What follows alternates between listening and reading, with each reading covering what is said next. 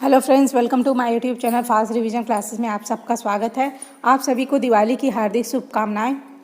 आज हम आदिकाल के महत्वपूर्ण प्रश्नों का अध्ययन करेंगे। खड़ी बोली हिंदी का प्रथम कवि कौन माना जाता है? Option A Amir Khusro, option B Nanak, option C Tulsidas, option D Guru Gobind Singh. हमारा आंसर हो जाएगा option A Amir Khusro. Next question देखते हैं। क्वेश्चन नंबर 2, अपभ्रंश शब्द का प्रयोग सर्वप्रथम किसने किया? Option A Bharat Muni, option B Patanjali, option C Rajshekhar, option D Bhamah. हमारा आंसर हो जाएगा option B Patanjali. Question number 3 देखते हैं। भरत मुनि ने अपभ्रंश को नाम दिया है। ऑप्शन ए लोक भाषा, ऑप्शन बी जन भाषा, ऑप्शन सी देश भाषा, ऑप्शन डी अशुद्ध बाधा। आंसर हो जाएगा ऑप्शन सी देश भाषा। क्वेश्चन नंबर 4, जन्म काल की दृष्टि से निम्नलिखित कवियों का सही क्रम है। Option A Jagnik Khusro Shridhar Chand Bardai, option B Khusro Shridhar Chand Bardai Jagnik, option C Chand Bardai Jagnik Khusro Shridhar, option D Shridhar Khusro Chand Bardai Jagnik. Answer हो जाएगा option number three Chand Bardai Jagnik Khusro and Shridhar. Question number 5, Prithviraj Raso के रचयिता का नाम बताइए। Option A Chand Bardai, option B Amir Khusro, option C Jagnik, option D Narpati Nal. तो हमारा आंसर हो जाएगा ऑप्शन नंबर ए चंद बरदाई। क्वेश्चन नंबर 6, इसमें से कौन सा ग्रंथ लौकिक चरित्र काव्य माना जाता है? ऑप्शन ए भविष्यत कहा, ऑप्शन बी योगसार, ऑप्शन सी परमात्म प्रकाश, ऑप्शन डी पाहुड़ दोहा। आंसर हो जाएगा ऑप्शन ए भविष्यत कहा। क्वेश्चन 7, नाथ संप्रदाय के प्रवर्तक कौन थे? Option A Gorakhnath, option B Mahanath, option C Charpatnath, option D Neminath. Answer हो जाएगा गोरखनाथ। क्वेश्चन 8, महापुराण के रचनाकार कौन है? Option A Abdul Rahman, option B Pushpadant, option C Dhanpal, option D Swayambhu. Answer हो जाएगा option number B Pushpadant. Question number 9, Rahul Sankrityayan ने हिंदी का पहला कवि किसे माना है? Option A Luipa, option C Sabarpa, option C Sarahpa, option D Chand Bardai. Answer हो जाएगा option C Sarahpa. Question number 10, निम्नलिखित में से कौन सी श्रेणी काल क्रमानुसार सही है? ऑप्शन ए विषय देव रासो, ऑप्शन बी पृथ्वीराज रासो, सी में खुमाड़ रासो, डी में हमीर रासो। तो आंसर इसका हो जाएगा, देख लेते हैं। खुमाड़ रासो 9वीं शताब्दी और लेखक इसके थे दलपति विशलदेव रासो 1212 ईस्वी नलपति, फिर उसके बाद पृथ्वीराज रासो, उसके बाद हमीर रासो का। इन सिद्धों एवं नाथों में सबसे पुराने हैं पहले ऑप्शन में Sarahsa, B Manchhardnath, C Kandpa, D Gorakhnath. Answer B Machhandarnath. Question number 13, आदिकालीन रासो साहित्य के प्रमुख प्रवृत्तियां हैं से संबंधित कौन सा कथन सही है? ऑप्शन ए इस साहित्य में राष्ट्र प्रेम का सुंदर चित्रण किया गया है, ऑप्शन बी युद्धों का सजीव वर्णन इस साहित्य की अंतमय विशेषता है, ऑप्शन सी इसमें शौर्य और विलासिता का स्वाभाविक और जीवंत चित्रण हुआ है, ऑप्शन डी श्रृंगार रस और वीर रस का एक साथ चित्रण इसकी महत्वपूर्ण विशेषता है। ऑप्शन हो जाएगा आंसर ए इस साहित्य में राष्ट्र प्रेम का सुंदर। क्वेश्चन नंबर 14, इसमें से कौन सा ग्रंथ लौकिक चरित्र काव्य माना जाता है?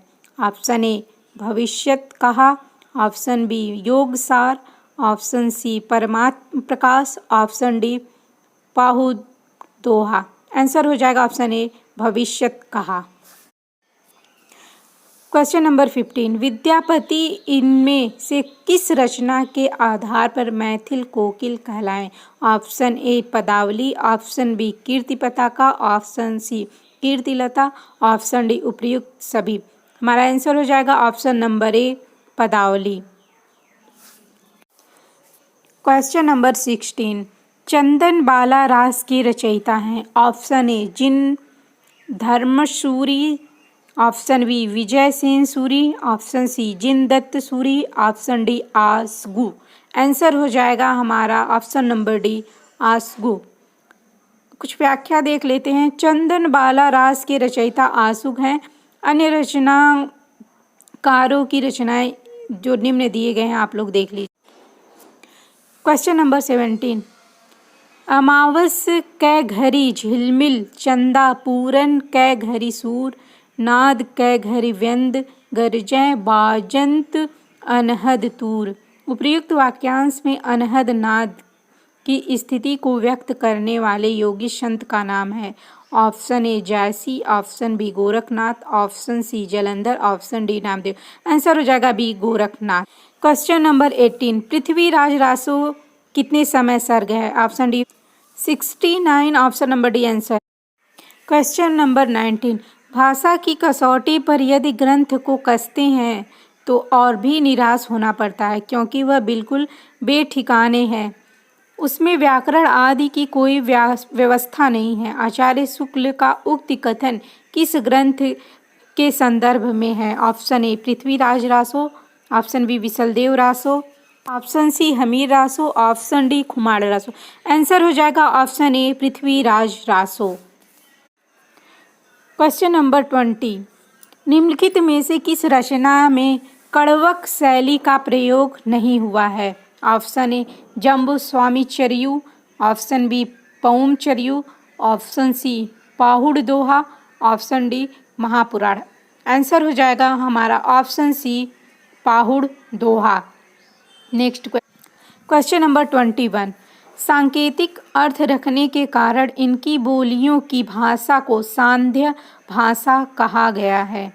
Option A Siddh, option B Nath, option C Suri, option D Kabir. हमारा आंसर हो जाएगा ऑप्शन ए सिद्ध। इसकी कुछ व्याख्या देख लेते हैं। सांकेतिक अर्थ रखने के कारण सिद्ध को बौनियों की भाषा। नेक्स्ट क्वेश्चन, आदिकाल के किस कवि की भाषा हिंदी के वर्तमान रूप में सर्वाधिक निकट है? Option A Chand Bardai, option B Ahad Mad, option C Vidyapati, option D Amir Khusro, option E Mulla Daud. Answer answer हो जाएगा option D Amir Khusro. Question number 23, Prithviraj रासों के प्रमुख रस हैं। ऑप्शन ए ऑप्शन बी श्रृंगार एवं भयानक रस, ऑप्शन सी विभत्स और श्रृंगार रस, ऑप्शन डी रौद्र और श्रृंगार रस, ऑप्शन ई वीर और शांत रस। हमारा आंसर हो जाएगा ऑप्शन नंबर ए वीर और श्रृंगार रस। आदिकालीन काव्य की प्रसिद्ध पंक्ति भल्ला हुआ जू मारिया बहिड़ी महारा कंतु लज्जयेम तु वयंसियसु जयी भाग्गा घर एतुम किसके ग्रंथ में मिलता है? Option A Vidyadhar, option B Hemchandra, option C Jagnik, option D Narpati Nal, option E Jainacharya Merutung. Answer हो जाएगा option B Hemchandra. Next question देखते हैं। राहुल सांकृत्यायन ने हिंदी का पहला कवि किसे माना है? Option A Chand Bardai, option B Swayambhu, option C Pushpadant, option D Sarahpad, option E Munj. Answer हो जाएगा option number D Sarahpad. Question number 26, सिद्धों की बानियों को हिंदी काव्य धारा के नाम से किसने संग्रहित किया? Option A Mahamahopadhyay Haraprasad Shastri, option B doctor Shahidullah, option C doctor Prabodh Chandra Banerjee, option D doctor Hermann Jacobi, option E Mahapandit Rahul.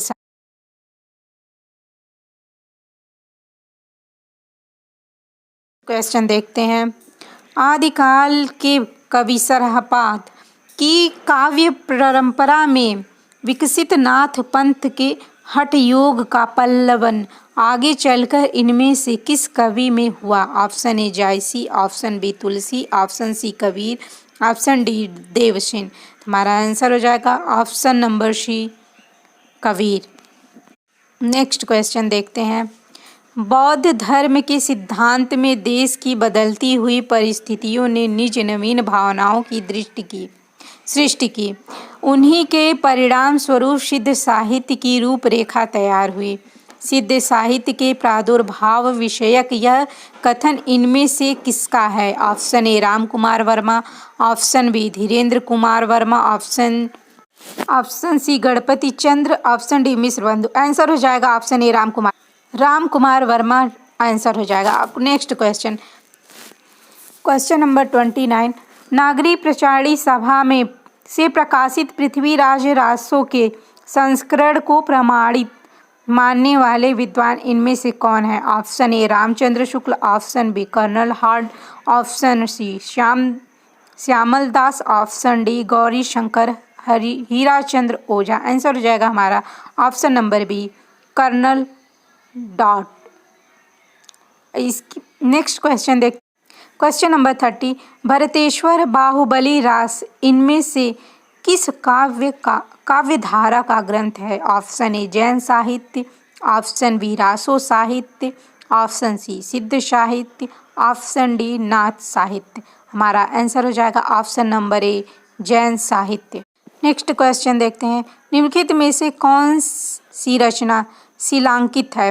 वर्ण रत्नाकर, ऑप्शन बी वसंत विलास, ऑप्शन सी उक्त व्यक्ति प्रकरण, ऑप्शन डी राउल वेल। हमारा आंसर हो जाएगा option number D Raul well. Question number 32। आदिकालीन साहित्य से संबंधित इनमें से कौन सा कथन सही नहीं है?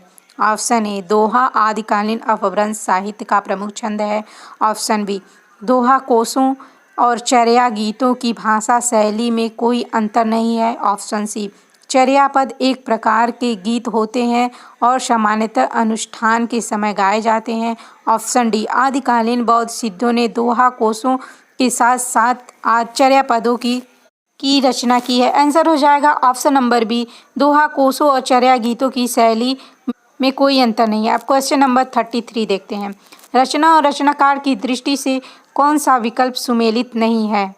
तो हमारा आंसर हो जाएगा ऑप्शन नंबर ए प्रबंध चिंतामणि विनय चंद्र सूरी से।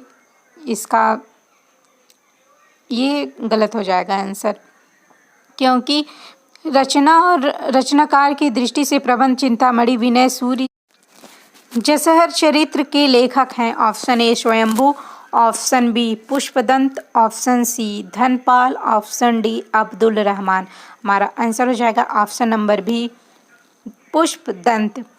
स्वयंभू की रचना है परमचर्यु, धनपाल की रचना है भविष्यत कहा, अब्दुल रहमान की रचना है संदेश रासक। नेक्स्ट क्वेश्चन देखते हैं, संदेश रासक किस प्रकार का काव्य है? ऑप्शन ए प्रबंध काव्य, ऑप्शन बी खंड काव्य, ऑप्शन सी महाकाव्य, ऑप्शन डी मुक्तक काव्य। हमारा आंसर हो जाएगा ऑप्शन नंबर बी खंड काव्य। संदेश रासक अब्दुल रहमान रचित खंड काव्य है। यह काव्य कालिदास द्वारा रचित मेघदूत से प्रेरित। नेक्स्ट क्वेश्चन देखते हैं, दब्द साहब प्रयास नामक अपभ्रंश है। अपभ्रंश में लिखित ग्रंथ की रचना किसने की? Option A Asagu, option B Shalibhadra Suri, option C Devsen, option D Jin Dharmasuri. हमारा आंसर हो जाएगा ऑप्शन सी शेवदेन। आसुक चंदन बाला रास इनकी रचना है, शालिभद्र की भारतेश्वर बाहुबली रास, जिन धर्मसूरी की स्थूल भद्र। नेक्स्ट क्वेश्चन देखते हैं, कैमास वध किस ग्रंथ की प्रमुख घटना है? Option A Vishal Dev Raso, option B Parmal Raso, option C Prithviraj Raso, option D Khuman Raso. हमारा आंसर हो जाएगा ऑप्शन सी पृथ्वीराज रासो। और इसके इन अन्य कवि के कुछ प्रमुख रचना, विशल देव रासो के नरपति नाल रचनाकार है, खुमार रासो दलपति विजय। नेक्स्ट क्वेश्चन, अपभ्रंश भाषा में लिखित रामचरित कौन सा है?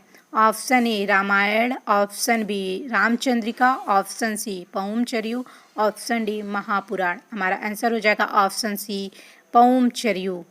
तो इसके बारे में कुछ जानकारी और नेक्स्ट क्वेश्चन देख लेते हैं, पुस्तक जलहड़ हत दय चली गज्जन नृपकाज इस पंक्ति में किस पुस्तक के बारे में संकेत है?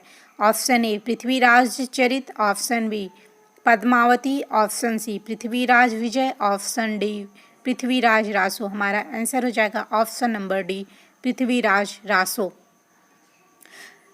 क्वेश्चन नंबर 41, पृथ्वीराज रासो की भाषा क्या है? Option A Dingal, option B Pingal, option C Apabhramsha, option D Awadhi. हमारा आंसर हो जाएगा option number A Dingal. Prithviraj Raso की भाषा डिंगल है। अपभ्रंश राजस्थानी के मिश्रण रूप को डिंगल कहते हैं, जबकि अपभ्रंश ब्रज भाषा के मिश्रण रूप को पिंगल कहते हैं। अब क्वेश्चन नंबर हम लोग देखते हैं 42, निम्नलिखित में से कौन सी रचना अपभ्रंश के प्रभाव से मुक्त हिंदी की रचना मानी जाती है?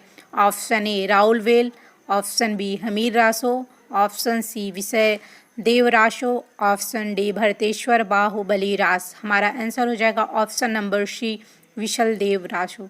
विशल देव रासो अपभ्रंश के प्रभाव से मुक्त हिंदी की रचना मानी जाती है।